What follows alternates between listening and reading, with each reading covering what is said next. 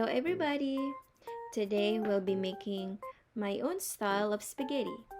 Here are our ingredients. Mrs. Dash,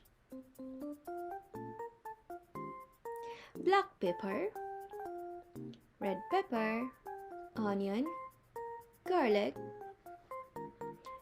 some sugar, beef cubes, and fresh garlic. Unfortunately, I left out some ingredients, which were spaghetti sauce and parmesan cheese, and some salt. Onto the pan, we will add 1 tablespoon of olive oil. And next, 2 cloves of garlic. Let it sizzle for a little bit. Bantayan lang nato ha nga dili mapaig ang atong garlic or else pait ang atong spaghetti sauce. Okay? Keep an eye on your garlic to make sure it won't burn. Stir the garlic occasionally until it browns. This is how we make our infused garlic oil.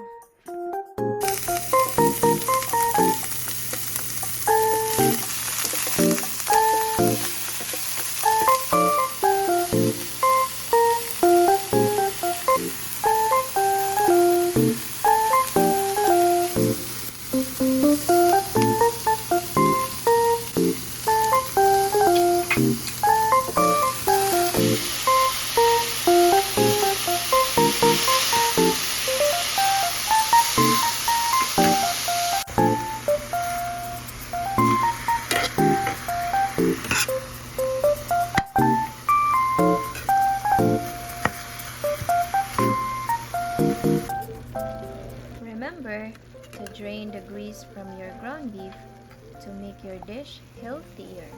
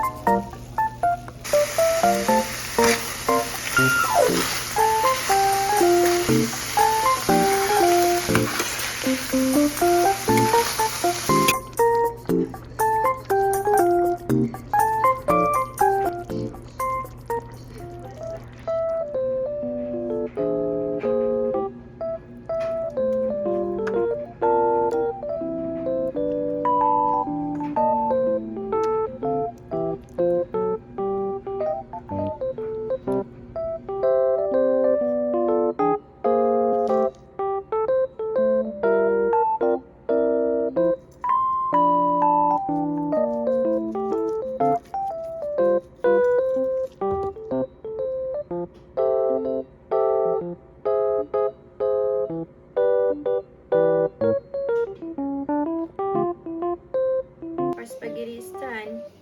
Let's taste it.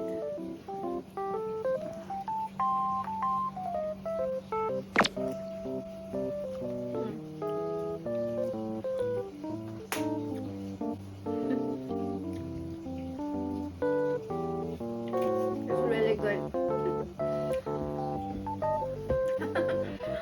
Okay, try it and promise you'll love it. It's really good. Alright, have a good day. Bye bye.